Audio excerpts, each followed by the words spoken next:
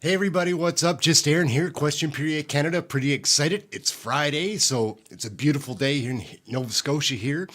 Fridays are a little bit different in Parliament for Question Period. They start a couple of hours earlier and often there's a lot of green seats. So I don't know what we're going to see today. Very often Trudeau is not in the House. Sometimes Poilievre is not as well. Poilievre wasn't in the House yesterday, so I don't know what was up with that. But we're going to jump right in and watch them deliver their statements just before question period kicks off in about 5 minutes. And let's take a look and listen to what they're talking about in Parliament.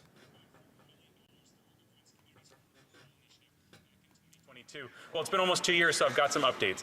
With that support from our government, KidSport helped over 27,000 kids across Canada participate in sports, but they also opened new community chapters, so that funding has created a legacy for years to come. And one of those new chapters is in Halton Region, so more kids from Milton, Oakville, How's Burlington, everybody and doing Halton today? Hills will have access to affordable sport. Sport, physical activity, and recreation keeps us physically healthy, mentally strong, and brings our communities together. But sport also boosts our economy, creates jobs, and decreases healthcare costs. Actually, physical inactivity costs Canada almost $7 billion a year. That's $175 for each Canadian, so it literally pays to be active.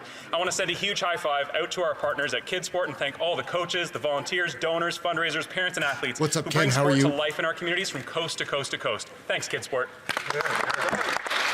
The honourable member from Yellowhead. After 8 years of this NDP Liberal government, Canadians face a cost of living crisis, made worse by the April 1st carbon tax hike. Liberal-appointed senators gutted Bill C-234, stopping carbon tax carve-outs for our farmers. How are you?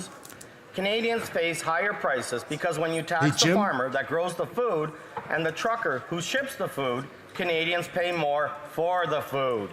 The Liberal plan to quadruple the carbon tax from 14 to 61 cents a litre is outrageous.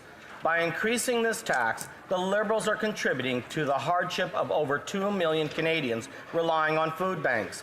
By pressuring senators to oppose carbon tax carve-outs, this Prime Minister is not worth the cost. Conservatives demand Bill C-234 be passed in its original form to help farmers and families.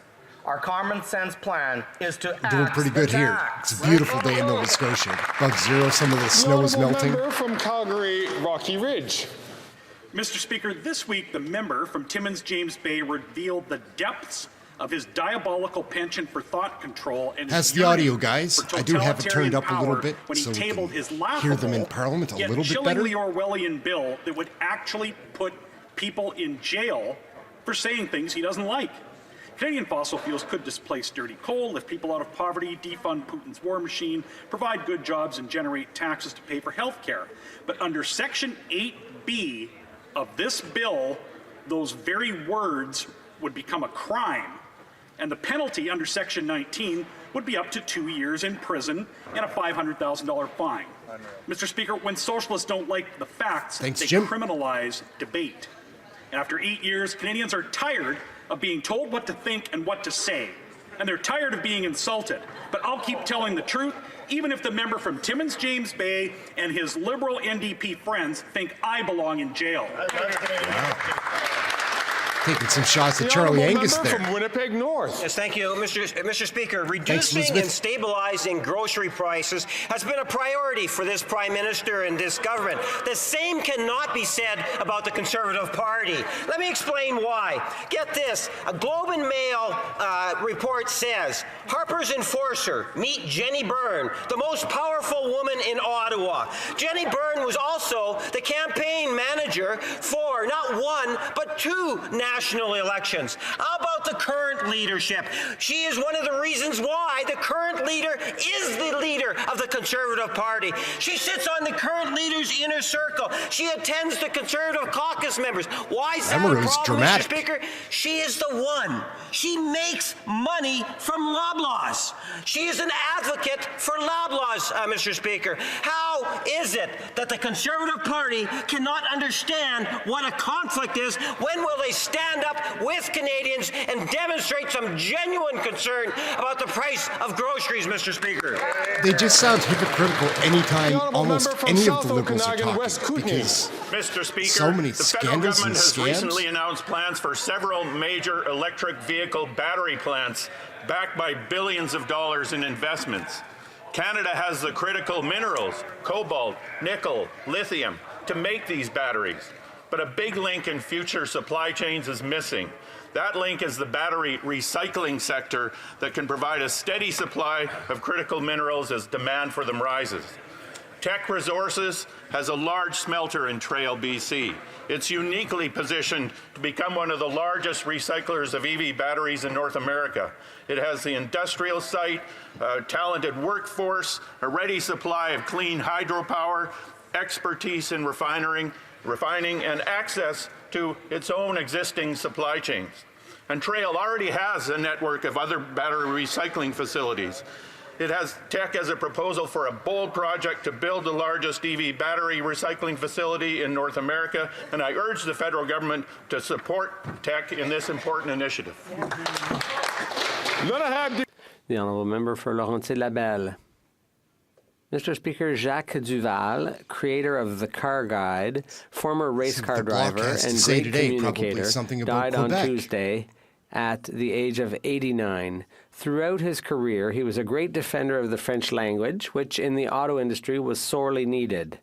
If today in Quebec we spontaneously speak of pare-choc and pare-brise instead of bumper and windshield, it's largely thanks to him. And he wasn't shy about calling out car makers when they abused our language. He never stopped being a driver, and he knew the Mont-Tremblant circuit like the back of his hand. He was often the main reference for many a youngster who read his car guide from cover to cover. In a world often resistant to change, Jacques Duval fully embraced the electric shift in recent years, helping to write guides devoted entirely to these more environmentally friendly models. On behalf of the Bloc Québécois, I offer our deepest condolences to his family and friends. The Honourable Member from Stormont Dundas, South Glengarry. All eyes will be on the Auditor General's ArriveCan report on Monday, which is expected to expose this Prime Minister and the Liberals for corruption and incompetence yet again. Shamefully, the NDP and Liberals continue to shut down and cover up investigations into this $54 million boondoggle. But here's what we know so far. 76% of contracts on ArriveCan did no work whatsoever. $11 million went to a two-person IT company that did nothing. The RCMP is now investigating ArriveCan contracts, and government officials are accused of destroying documents. Even worse, Mr. Speaker, is when their own officials blew the whistle about this corruption around ArriveCan, they were suddenly suspended without pay. As the NDP and Liberals trip over each other to try to cover up the ArriveCan scandal, Conservatives will get to the bottom of the Auditor General's report and make sure this corruption is fully exposed to Canadians. L'honorable député, the Honourable Member from Pierrefonds-Dollard. Mr. Speaker, oh no, this guy's brutal. February is Black History Month. Dead we inside or highlight something. the contributions of Black Canadians and Black excellence. In Pierrefonds-Dollard, we have a number of luminaries. Joan Lee is the president of the West Island Black Community Association. Through her leadership, WIPCA continues to be at the forefront of serving the needs of Black West Islanders. J'aimerais aussi souligner. I'd also like to give a shout out to the work of the director of the centre. And stable young people to build Canada's tomorrow. Earl Johnson is a long-standing member of our community. C'est le maire adjoint de Dollard. He's the deputy mayor of Dollard.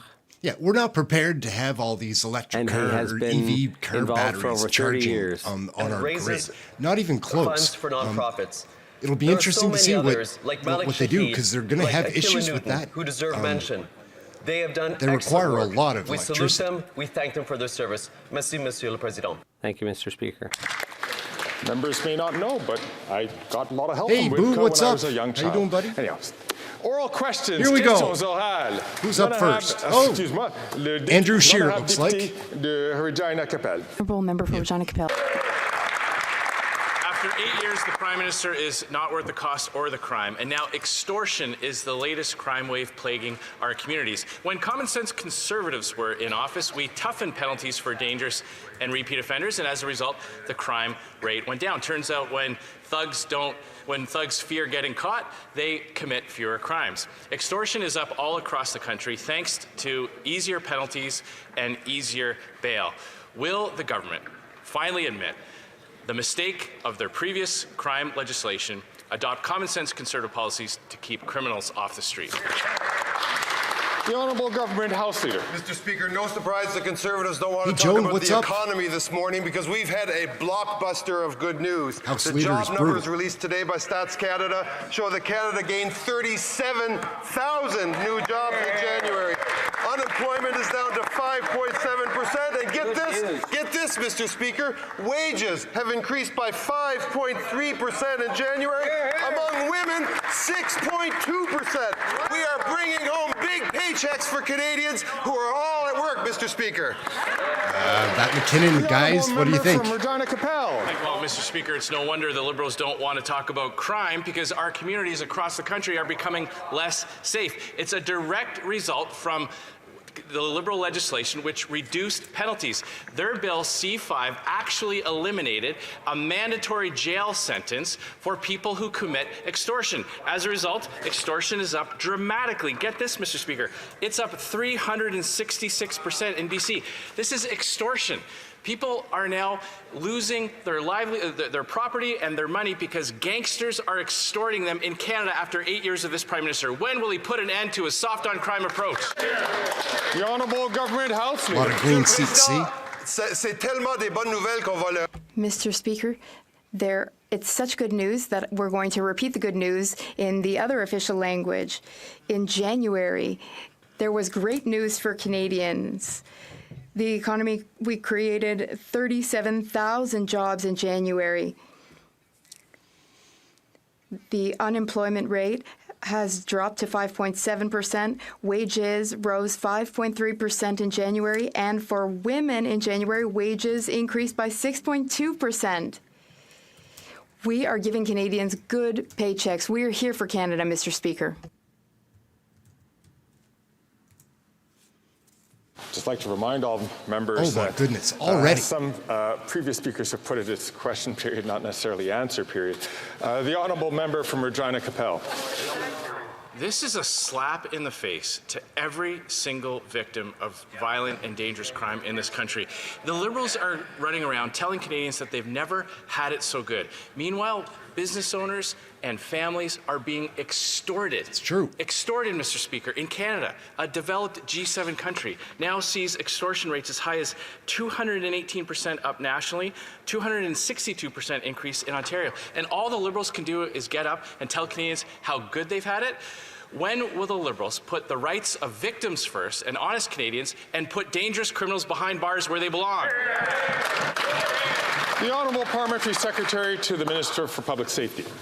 Mr. Speaker, far too Canadians have been experiencing this situation. It is precisely why the RCMP is seized with this issue, working directly with local police. Mr. Speaker, this is something we're seeing operating with organized crime. But what we also know is the Conservative tough talk on crime doesn't actually create the solutions and the results. We've seen that as they've cut funding to the RCMP to do this very work, to crack down on organized crime, but we're going to be there for Canadians. The Honourable Member for Beauce. Mr. Speaker, after 8 years of this government, house prices and rents have doubled. And according to the director of Le Bercail in Saint-Georges, Cathy Fecteau, the number of homeless people has also doubled. Everything has doubled under this Prime Minister, who is not worth the cost. The Le Bercail shelter offers temporary accommodation. Residents are generally allowed to stay for 30 days, but given the current problems, some residents have been there for over 70 days. Why doesn't the Prime Minister build more housing instead of more bureaucracy? The Honourable Minister for Innovation. Mr. Speaker, I thank my colleague for his important question. For those in Beauce who are watching us today, they will notice that the government takes housing very seriously. We are reaching deals with provinces to build more housing. And as my colleague was saying, we have good news. The economy is doing well, and that will help Canadians everywhere in Canada. And another piece of good news, Mr. Speaker, Canada ranked not second, not third, but first for the battery chain. So we are investing in Canadians and in Quebecers and in the future of Canada. The honourable member for both. FCP is a Mr. FPC Speaker, is a that little reply just proves how out of touch this government is. They're asleep at the wheel. They need to get out of the way so that municipalities can build affordable housing, just as Victoriaville, Saguenay, and Trois-Rivières have done. Due to the lack of housing and resources, the Bercaille shelter in the riding next to mine has had to close its doors. As a result, the community is facing an increase in homelessness. When will the government help our rural communities to build affordable housing? The Honourable Transportation Minister. Mr. Speaker, what about Pablo, the Conservatives guys? want to talk about housing. They wouldn't even be able to build a small cabin. They insult the mayors of Quebec. They've insulted the mayor of Montreal, the mayor of Quebec. They're insulting mayors all over the place. While they're doing that, we signed a $900 million deal with Quebec, including $1.8 million to speed up home building, not just in Montreal and Quebec and Trois-Rivières, but everywhere throughout Quebec. And that's teamwork. That's collaboration. The honourable member for Salaberry-sur-Roi. The media crisis has now affected another part of our democracy and media landscape. 4,800 jobs will be cut at Bell. That's in addition to all the cuts at Mediacorp and Radio-Canada CBC. The industry has been crumbling for years because the federal government has not taken significant action. Meanwhile, the regulatory framework at the CRTC has not been advancing. Now, C18 is positive. We accept cuts for Google, but these job losses are ongoing. When will the minister take action? The Honourable Canadian Heritage Minister. Mr. Speaker, I would like to remind my Bloc Québécois colleague that we have taken action since we formed government in 2015. In fact, we have collaborated very well with the Bloc Québécois on many files. The colleague mentioned the CRTC and the Act. It took us 3 years to pass that legislation because the Conservatives opposed it every step of the way. And the same goes for the Online News Act. Conservatives engaged in so much obstruction. Meanwhile, we are trying to help media. The honourable member for Salaberry-sur-Roi. Ottawa needs to take action while there are still jobs to save. We need an emergency fund to prevent further funding. We need a tax credit for announcers in traditional media. We need to increase ad investments for traditional media and decrease of liberal investments going into the pockets of Meta. We also need a Prime Minister who takes action rather than just being satisfied with blaming the Conservatives. When will they act? The Honourable Canadian Heritage Minister. Mr. Speaker, I would like to remind my colleague that we have taken action, and thanks to all of our efforts, we were able to modernize the Broadcasting Act, and no one thought we would manage to get a deal with Google, but we got $100 million a year plus interest, and it will be indexed to inflation. Also, Mr. Speaker, we implemented tax credits to support newsrooms. We implemented a fund for local journalism. Mr. Speaker, we don't want to help big businesses get richer and richer like the Conservatives would do. We will continue to support journalism, Mr. Speaker. They help a big business all of the time. The Liberals have let the housing crisis get so bad that the province is forced to buy up hotels to house people who live in tents. This government's inaction has made provinces resort to desperate, improvised measures. Canadians deserve to live in dignity, in safe, secure, affordable homes they can call their own, not in tents in the coldest climate on Earth. I want to do something on it. When will this government start stepping up to provide solutions to the St. John's housing crisis so that people don't have to live in tents anymore? The Honourable Parliamentary Secretary. Thank you very much, Mr. Speaker. Everyone in this country has a right to housing, and it's unacceptable that any Canadians are sleeping out in the cold. That's why we've doubled funding to help community tackle homelessness and recently announced $100 million to help protect the most vulnerable 85 communities across the country. Our investments throughout our time in government are paying off. We prevented over 125,000 people from becoming unhoused and placed over 71,000 people experiencing homelessness in permanent housing. We're ready to work with parties that are serious about housing. I'd like to thank the honourable member for his question. There's a lot more work to do. We're up to the task. The honourable member from Nanaimo Ladysmith. Mr. Speaker, people in Nanaimo Ladysmith are relying on food banks now more than ever before. And what is this Liberal and Conservative corporate coalition doing?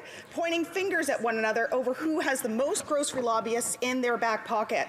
To make matters worse, the Liberals voted against an NDP bill that would lower food cost prices and crack down on out-of-control corporate greed. Mr. Speaker, why are the Liberals working for large grocery CEOs instead of doing what's right for people? Poor old NDP party has just lost its way. Mr. Speaker, I'd like to say thank you to my colleague for a very important question. Mr. Speaker, I'm a bit confused by the question because, in fact, we are the one pushing the grocery industry to do more for Canadians, and I welcome the help of the NDP. Not only we did that in our last reform of competition, but we have included amendments that have been proposed by the NDP, Mr. Speaker.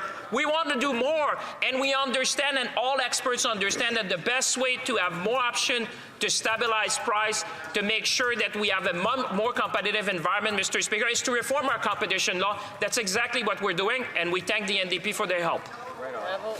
The honourable member from Sturgeon. Hey, Charlene, what's up? How are you? Mr. Speaker, after 8 years of this NDP Liberal government, farmers across the country are struggling under this punishing carbon tax. Melissa, a farmer in my area, paid over $6,000 in carbon taxes just to dry her grain last year. And now the Prime Minister wants to quadruple the tax just in a few years. He isn't worth the cost. When will this Liberal government get out of the way and pass Bill C-234 in its original form, get off farmers' backs, and make our food affordable again? The Honourable Parliamentary Secretary to the Minister of Agriculture and Agri-Food. Thank you, Mr. Speaker. No. Druin if is the poor. bill was so important, I would counsel my honourable colleague to let them know that 5 Conservative senators were missing in action when it came down to that important vote. What we're doing on this side of the House, we believe in climate change. I have yet to hear one single platform or policy related to climate change. 20% in 2021, 20% of grains didn't make it to market because of climate change. On this side of the House, we have a plan to fight climate change, and we have a plan to support farmers. They have a plan. From Sturgeon River Parkland. We've committed this many $1 million. Coming from this government that relentlessly lobbied senators to block Bill C-234. Bill C-234 removes the carbon taxes off the farmers who grow our food. And we know inflation is hitting Canadians hard, whether it's housing, the cost of fuel, and food. Everything is getting more expensive under this NDP Liberal government. And after 8 years, Canadians know that this Prime Minister is not worth the cost. And the only way that Canadians will get the tax relief they deserve is by electing a common-sense Conservative government. So when will these Liberals call the election so we can axe the tax? The Honourable Parliamentary Secretary to the Minister of Agriculture and Agri-Food. Well, Mr. Speaker, the truth comes out. They want to go into an election. No Canadian wants to go into an election right now. That's not true. And again, our support for farmers has been consistent. We supported our supply managed sector. We supported our farmers' help transition towards a greener economy. That's why we've invested $1.5 billion that helps farmers directly on the land to ensure that they can provide some technology for farmers. The honourable member from Yorkton Melville. Speaker, the biggest petition in Canadian history proves that person wrong. Ray Orb, the Saskatchewan Association of Rural Municipalities, has indicated that our farmers can expect to lose 8% of their total net income if the carbon tax is quadrupled this spring. This Prime Minister is not worth the cost. The cost to our growers, our truckers, and everyone who is struggling to put healthy food on the tables of their families. Will this Prime Minister choose a death knell, alienating Canadians even further, or will they grab a lifeline and support C-234? The Honourable Parliamentary Secretary. Thank you, Mr. Speaker. You know, it's absurd to be lectured by the Conservative Party on our support for farmers when just last month we saw them vote against the On-Farm Climate Action Fund, the Dairy Innovation and Investment Fund, and funding in support of dairy, poultry, and egg supply managed producers. Those Conservatives take farmers for granted. They stand up in this House saying that climate policy is affecting food prices when they know it's not true because their own food professor comes to committee to say that exact thing, that climate policy is not a main driver of food prices. What is? Climate change, Mr. Speaker, but they never talk about climate change. They won't provide any solutions for climate change. It's all red herring to this Conservative Party. Red herring is right. Member from Yorkton Melville. Well, thank you, Mr. Speaker. Our farmers are tired of this government talking out of both sides of its mouth. This Prime Minister is demanding that our farmers absorb a quadrupling of the carbon tax and GST. And yet, grow enough grain to stay solvent, feed the world, and increase green fuel alternatives. After 8 years of this NDP Liberal government, farmers know where they stand. Is he even aware of how many Canadians have had enough of his attacks on farmers? He's not worth the cost. The Honourable Parliamentary Secretary to the Minister of the Environment and Climate Change. Thank you very much, Mr. Speaker. Farmers are the first to be impacted by climate change, and we need to support them and their transition to greener fuels, as the member said. However, we've already done many of those things by exempting gas and diesel from farm use for pollution pricing. We've created a rural top-up for rebates, and we've returned over $120 million to farmers just in 2023, thanks to carbon pricing proceeds. But, Mr. Speaker, today is the warmest January day on record, and last year was the warmest year on record ever. Wheat yields are down, climate change is having an impact. It's through droughts, floods. There are a variety of ways that climate change are affecting food prices, but you'll never hear that from the Conservative Party of Canada. The Honourable Member from Portage Lisbon. Dividing and distracting Canadians. They all do it. The Liberals are determined to increase the price of food, with the Environment Minister making it his personal mission to kill Bill C-234. He admitted to lobbying 6 senators to gut the bill and promised to reveal those names. After 49 days, he gave the names of 3, not 6 senators. While I know the Liberals aren't good at math, it's clear he provided misleading information. So this week, I invited the Minister of Environment to our committee to explain himself. But the NDP Liberal coalition shut it down because they don't want the truth. So let me ask it here.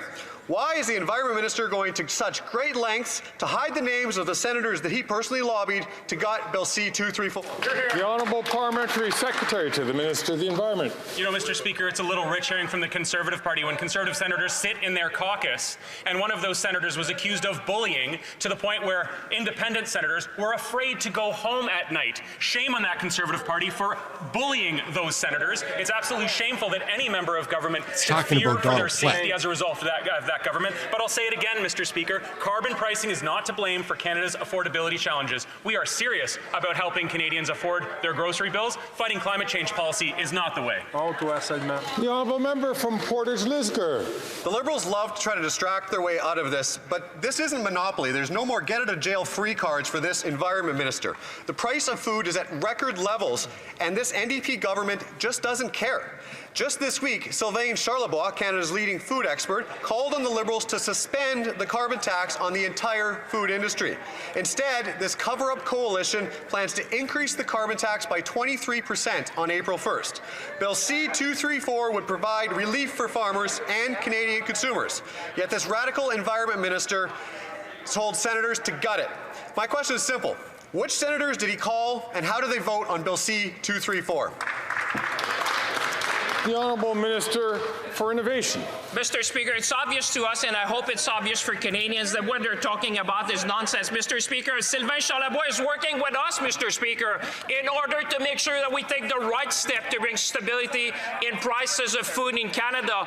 The first thing that was asked from us, Mr. Speaker, was to reform competition. That's what we have done in the landmark bill that we passed in December, and we're going to do more. Now we have subpoena power for the Competition Bureau. We removed the restrictive covenant in leases. Mr. Speaker, we're going to fight for consumers at every step of the way, and we have nothing to learn from these guys. L'honorable député de Montcalm. The Honourable Member for Montcalm. It's been 1 year since the Special Committee on Medical Assistance in Dying recommended that advance requests be allowed. Advance requests, in fact, there was a strong consensus for them among members of all parties on the committee. We must allow advance requests for those suffering from cognitive disorders such as dementia and Alzheimer's. For a year now, the federal government has been dragging its feet in implementing the committee's strongest recommendation. Why? The Honourable Transportation Minister. Mr. Speaker, Quebec is a leader when it comes to medical assistance in dying, and we know that MAID is very important to the Government of Quebec and to Quebecers, and it's important for the Government of Canada too. But we do need to reflect on this because legally it will be very difficult to move forward on this, but that does not prevent us from continuing our discussions not only with the province of Quebec but with all provinces and territories. The Honourable Member for Montcalm. Mr. Speaker, medical assistance in dying is a matter of free choice. The Liberals should understand that. The role of the state is to create the conditions for a free and informed choice. Those who do not want medical assistance in dying need not ask for it. It's as simple as that. The National Assembly is unanimous. Quebec is ready. Quebec has its own law. Will the federal government amend the criminal code to allow advance requests for Quebecers who are suffering?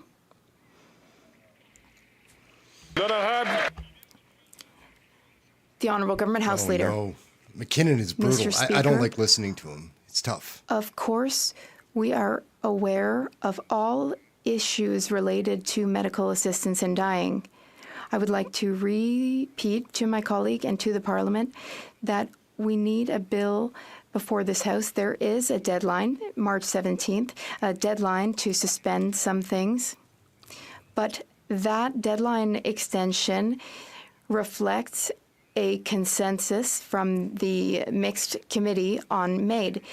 Now, we will continue to study the matter of advance requests, but we do have our deadline. Mr. Speaker, after 8 years of this Liberal NDP government, this Prime Minister and his carbon tax are not worth the cost. That's because when you tax the farmer who grows the food, and you tax the trucker who trucks the food, and you tax the grocer who refrigerates the food, all of those carbon taxes get passed on to consumers. Now this Prime Minister wants to increase the carbon tax another 23% on April 1st.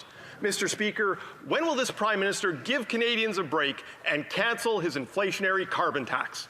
The Honourable Parliamentary Secretary to the Minister of Agriculture and Agri-Food. Thank you, Mr. Speaker. The honourable member raised an important point. He knows very well, if he was at the Agriculture Committee this week, that there is no evidence to suggest that carbon pricing is increasing the price of food. The evidence shows that climate change has an impact on the price of food. And when the leader of the official opposition goes around Canada, the only thing he wants to axe is axe the agriculture budget on the backs of farmers. The honourable member from Bow River. After 8 years of this NDP Liberal government, this Prime Minister is not worth the cost of groceries. A University of Saskatchewan study said Canadian farmers are at least 60% less emissions than the average of the world. I attended an irrigation conference this week of hundreds of farmers like Rob who told me it costs them tens of thousands in carbon tax to operate irrigation. And there is no rebate, and they all want it gone. When will NDP Liberals give farmers and families a break past C234 and axe the tax? Parliamentary Secretary to the Minister of Agriculture and Agri-Food. Mr. Speaker, slogans will not help farmers. On this side of the House, we've always believed that supporting farmers is important, and that's why we've invested 25% more in the agricultural budget, something that the leader of the official opposition cut while he was sitting at the cabinet table. Maybe the honourable member should have a conversation with the leader of the official opposition, because I haven't yet seen an agricultural policy from the Conservative Party of Canada. The honourable member from Central Okanagan, Similkameen Nicola. Mr. Speaker, after 8 years of this NDP Liberal government, Colona is in housing hell. Rents have doubled. Mortgage payments have tripled. Tent cities and long lineups of food banks are now commonplace. The housing minister touts investing millions in Colona through his housing announcement fund, or HAF. Can the minister please share specifically how many homes in Colona, funded by last October's announcement, will start construction this year? Or has he been too preoccupied with polls, press releases, and photo ops, the point he's too clever by half? Parliamentary Secretary to the Minister of Housing, Infrastructure and Communities. Thank you very much, Mr. Speaker. I'm hoping the honourable member will come with me to 651 Cambridge Avenue in Colona to see a 75-unit construction, $4.6 million invested in the city of Colona that he voted against. Mr. Speaker, we're getting housing built in this country. Time and time again, the Conservatives pretend during this hour of the day during question period to care about housing, but when it comes to voting on funding, they're absent. They vote against funding, and when they've promised that when they form government, they will cut all funds, raise taxes on builders. We're going to get the job done. We're serious about housing.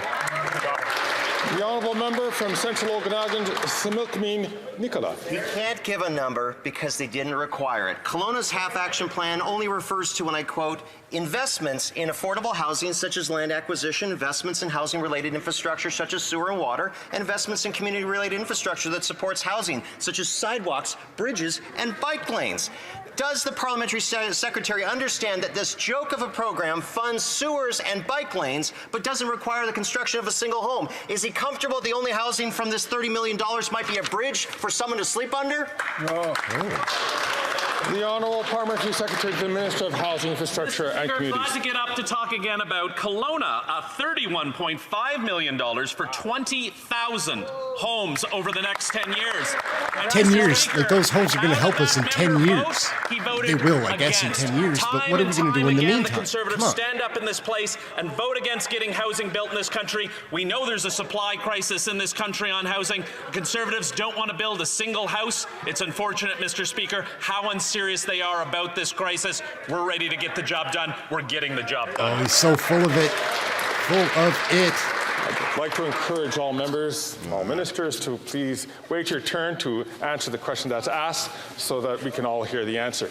The honourable member from Courtenay, Alberni.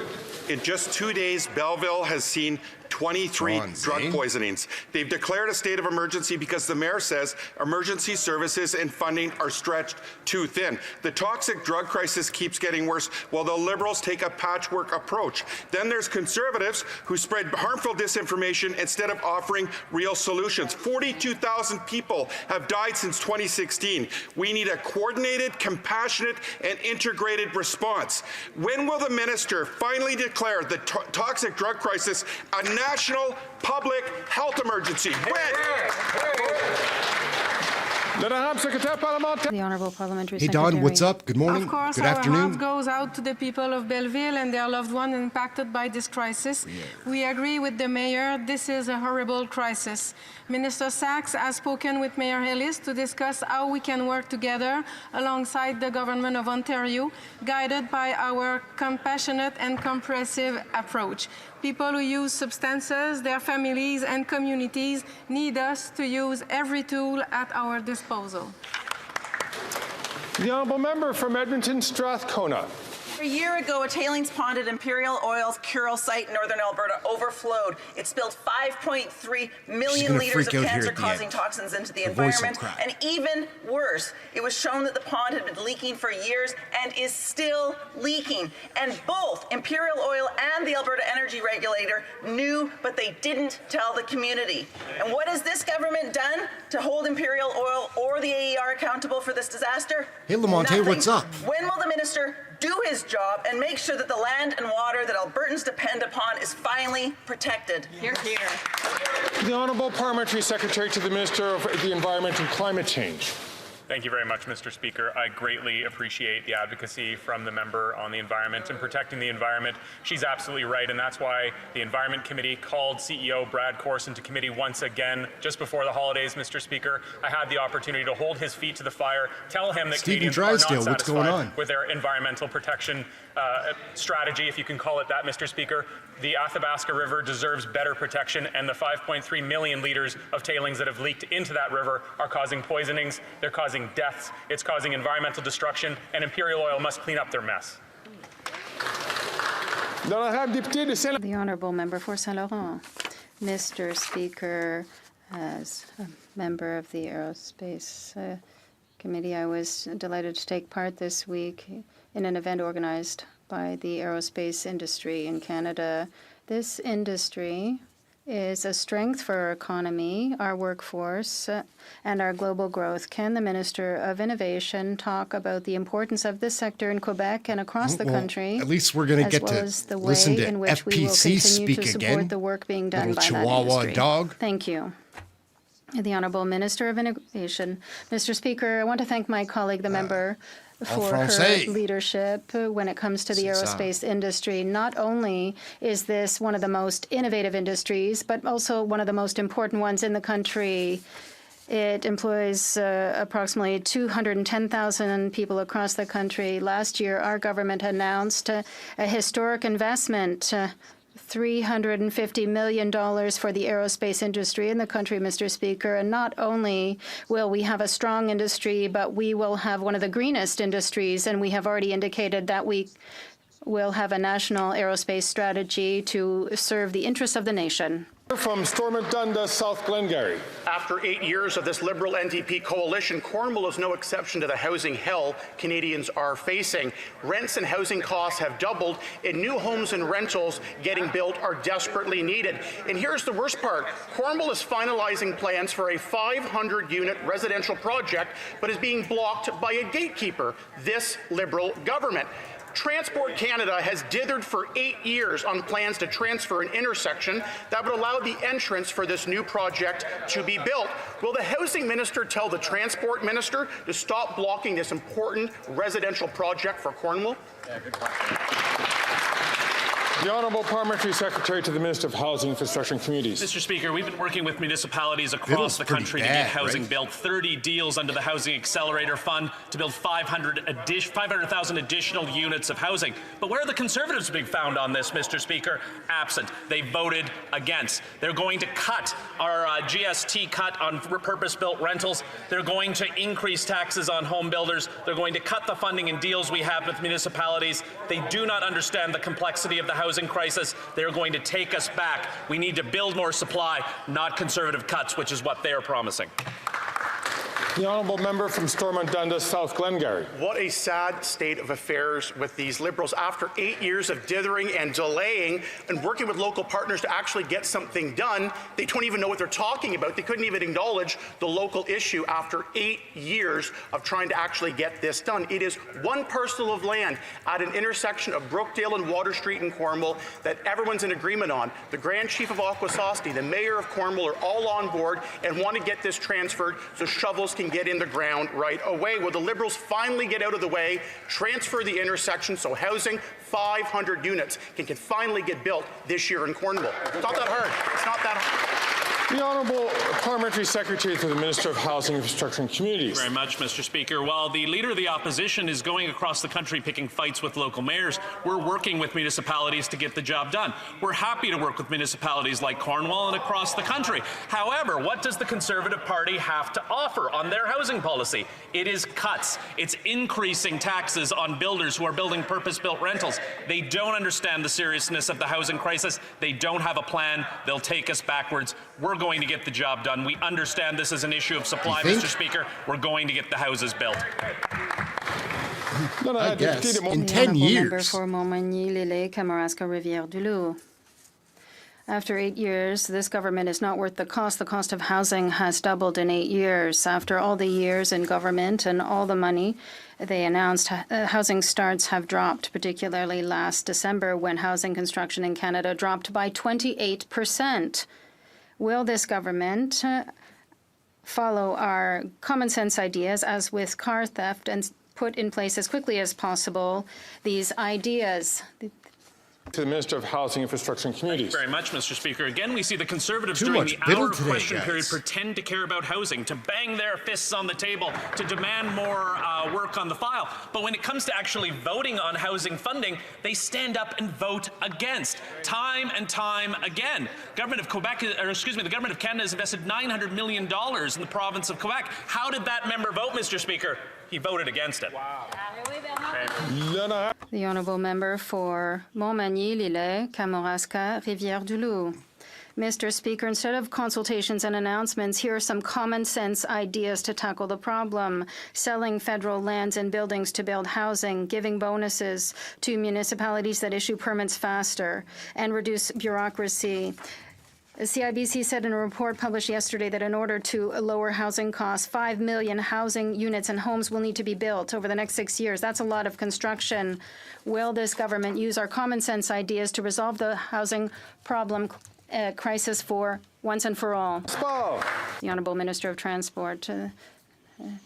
Well, if they're asking us to use good ideas like insulting the mayors, then no, it doesn't work like that. On the contrary, they should support and applaud the federal government's efforts to cooperate with the government of Quebec. There's $1.8 billion for projects in their regions. They'll have it across Quebec. So if they're just going to complain, we're going to continue working for Canada and Quebec. That is a lot of hair, a man for that age to have. The Honourable Member for Rivière-des-Mille-Îles. Thank you, Mr. Speaker. We won't give up on having a monument for the Canadian Armed Forces in Afghanistan. This week, CBC Radio Canada revealed that the Department of Veterans Affairs had warned the government that it was tarnishing its reputation by excluding the Douse team, which won the competition. Of course, it is ruining its reputation. It's ruining it with all these design firms around the world which know that Canada fudges the results. It's done it with veterans by pretending to speak in their name with a biased fake poll. Will it backtrack and grant the winning team, the doused team, the contract? Mr. Speaker, the National Monument to Canada's mission in Afghanistan reflects the sacrifices of 40,000 Canadian military, police, and civilians. We listened to over 12,000 veterans and their families in a survey, and overwhelmingly the majority of those responded were veterans, and they wanted the Team Stimson design, and it says it best reflects their input. And when it comes to honoring the sacrifices of our veterans, we must listen to them. And we did, and we'll continue to do so. The Honourable Member for Rivière-des-Mille-Îles. Mr. Speaker, the competition jury had their fake poll in their hands, and they still picked the Douse team. The jury did a good job in doing so because the Léger firm completely destroyed it. Here is Léger. This consultation does not represent in any way the opinion of the Canadian Armed Forces members, members of the families of the Canadian Armed Forces members, and the Canadian population. I would add that their poll underrepresents Francophones, as is often the tradition in Canada. Will the government grant the contract to the winning team, Doused, and put an end to this type of situation? Secretary to the Minister of Veterans. Mr. Speaker, we appreciate and respect the work of the jury members who evaluated the finalist design concepts. However, the Team Stimson design was the one that veterans of the mission and their families felt best represented their bravery, their sacrifices, losses, and those who served there. The results of the consultation, which are public, are clear, and it's important that we listen to our veterans. The Honourable Member from Calgary, Nose Hill. After 8 years of the Liberal government, towns that used to be peaceful are being terrorized by foreign gangs that threaten our neighbourhoods with violence and arson. And the rate of extortion across Canada is up a whopping 218%. Canadians are living in fear for their lives because of NDP Liberal bills like C5, which eliminated mandatory jail time for extortion with a firearm. This means dangerous criminals stay on the street, and it's time to stop the crime. Will the Liberals reverse this dangerous bill that keeps dangerous criminals on the street? Hear, hear. Well, the Honourable Parliamentary Secretary to the Minister of Public Safety.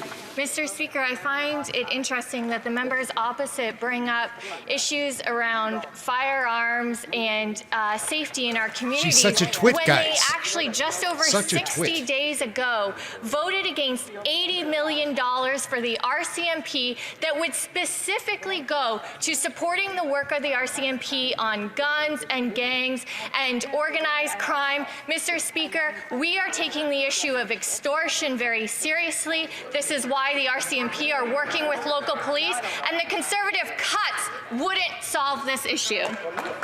The Honourable Member from Calgary, Nose Hill.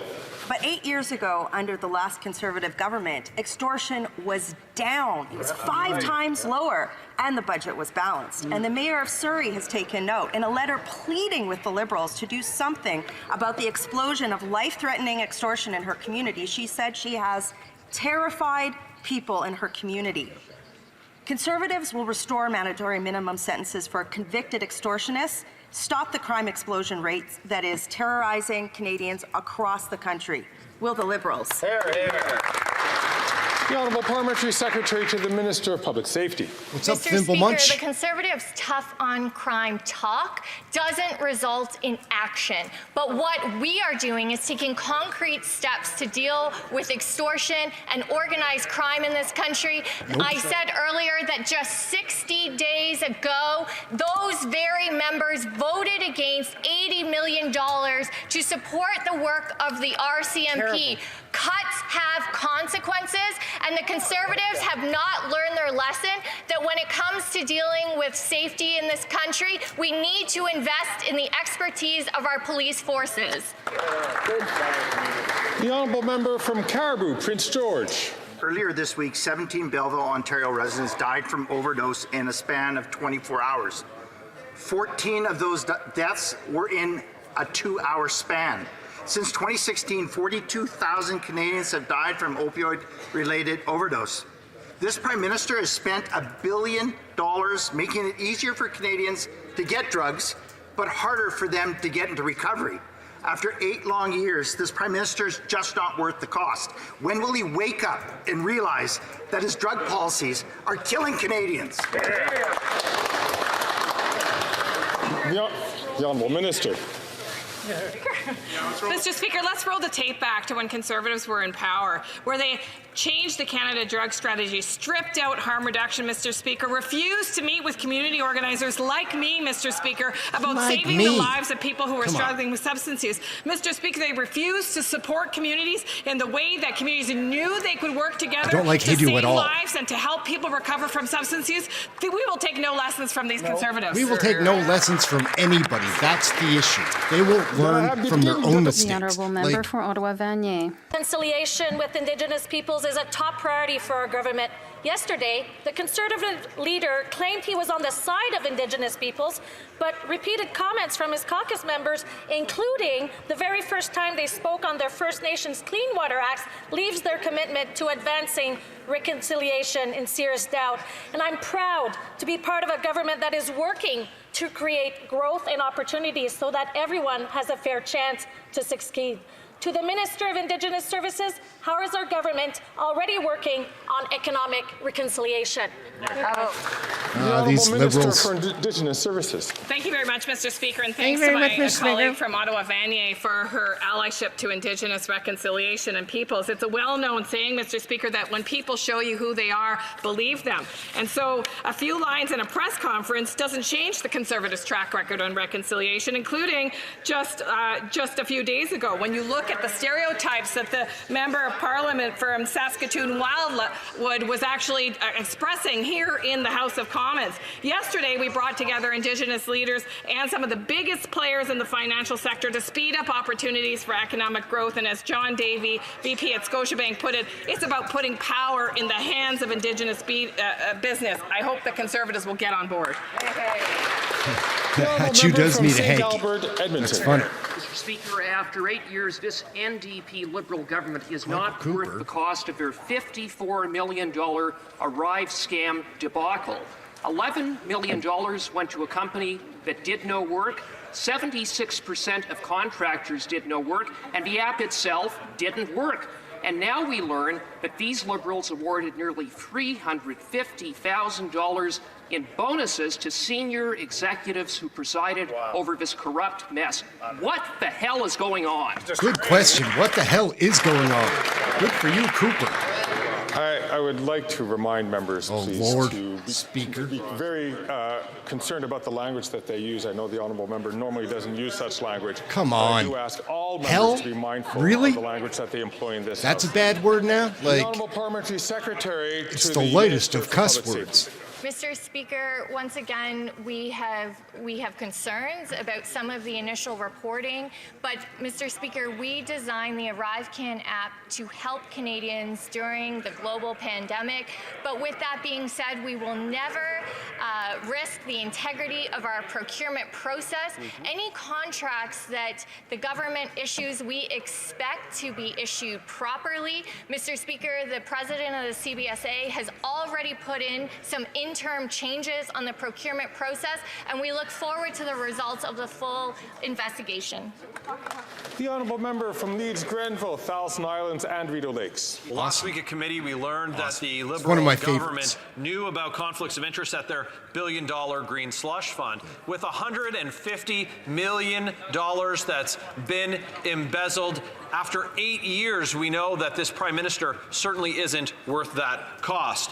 Members at the Ethics Committee will have the opportunity to call witnesses, including ministers and officials who now have demonstrated a changing story between what we've heard in terms of facts and what they've spun in terms of narrative. How will the cover-up coalition vote on exposing these truths?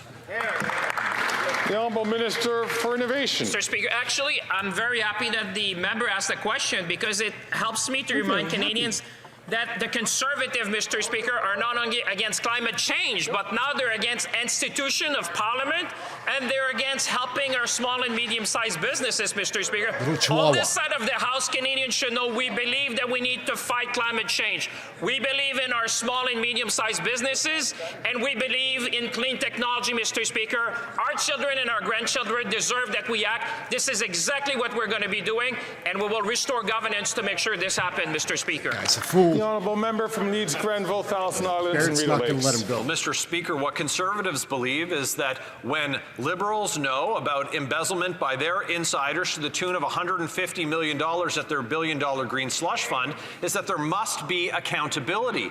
This minister and his predecessor were aware of the allegations and knew of the facts of conflicts of interest because they were told, but they did nothing about it until they were caught. Their members, NDP members and Bloc members, are going to have the opportunity to vote on a motion to open this study at the Ethics Committee. So will they continue the cover-up, or will they stand for accountability with Conservatives? The Honourable Minister for Innovation. Speaker, Canadians who are watching that this morning, and I'm sure there are many, should be really worried about these Conservatives. Now they're attacking anyone who's going to fight against climate change, but even more, Mr. Speaker, what you're seeing on display, and Canadians watching at home, they're going to attack institution of Parliament, Mr. Speaker. The entity they're talking about was created by Parliament, Mr. Speaker. On this side of the House, like I said, we believe we need to fight climate change. We believe in small and medium-sized businesses, and we believe we need to invest in clean technology to ensure a better future for our children. The honourable member from Cloverdale, Langley City. Mr. Speaker, Bill S5, Strengthening Environmental Protection for a Healthier Canada Act, received royal assent on June 13th. This bill modernizes the Canadian Environmental Protection Act by recognizing the right to a healthy environment as provided under the Act, strengthening Canada's chemicals management regime, and increasing transparency in the way that it is administered. Our government is working to implement the modernized Act through several initiatives. There will be opportunities for public input and participation in these different initiatives. Can the Parliamentary Secretary to the Minister of Environment and Climate Change update this House on the implementation? Thank you. The Honourable Parliamentary Secretary to the Minister of the Environment and Climate Change. Thank you, Mr. Speaker. I'd like to thank the member from Cloverdale, Langley City for all the work that he did to advance the Canadian Environmental Protection Act. That's an implementation framework that will be developed within 2 years of the royal assent of Bill S5, and through robust engagement with opportunities to continuously improve that framework, we're engaging with Canadians. And yesterday, a discussion document was published for public comment and feedback, and now Canadians from coast to coast to coast can provide feedback on the document during our 60-day public comment period between now and April 8th, 2024. Thank you, Mr. Speaker. The honourable member from South Okanagan, West Kootenay. Mr. Speaker, everybody knows that my riding makes the best wine in Canada. But January's extreme cold snap caused widespread damage to grape and fruit crops for the second year in a row. Some grape growers have experienced 100% loss of their vines. And on top of that, smoke taint from the now annual forest fires continues to affect many vineyards. Without government help to replant their vines, many wineries could be forced to close. So will the minister provide assistance to help BC grape growers and wineries survive climate change? The Honourable Parliamentary Secretary to the Minister of Agriculture and Agri-Food. Thank you, Mr. Speaker, and my heart goes out to grape growers in BC and across Canada. I know in Nova Scotia they've gone through climate change events. Obviously, this is a serious issue. We've been there to support the wine sector previously and will continue to be there to support the wine sector in the future. The Honourable Member from Kitchener Centre.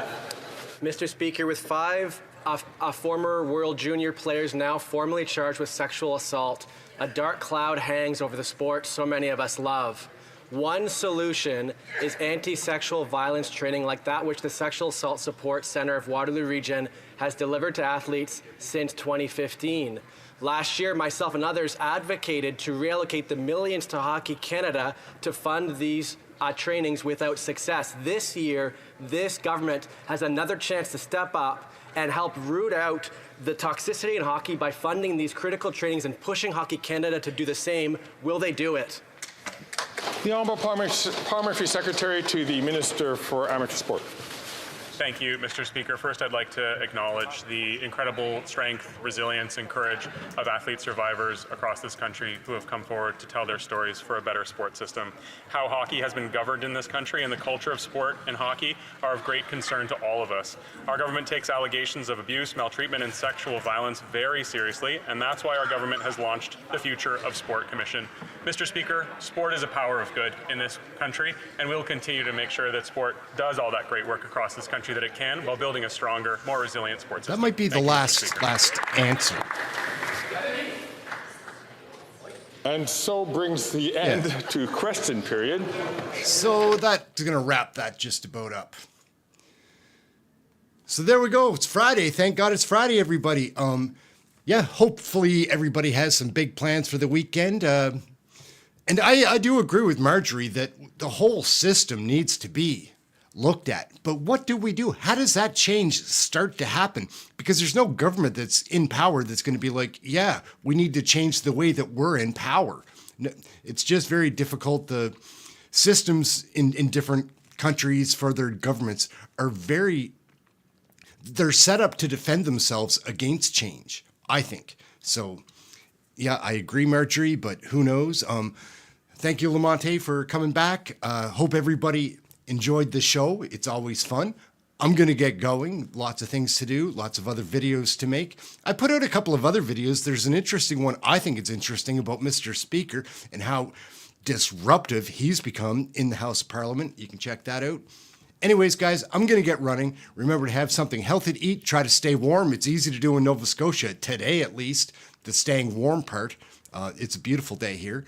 And we've got more to come this weekend. Check us out. Like, subscribe, get notified, share it with somebody, all of that stuff. We're going to get going for now. Everybody have a great weekend. Thank you so much. It's so much fun in the chat. I love this stuff. Trying to say hello to everybody and see what's up. We'll get going for now.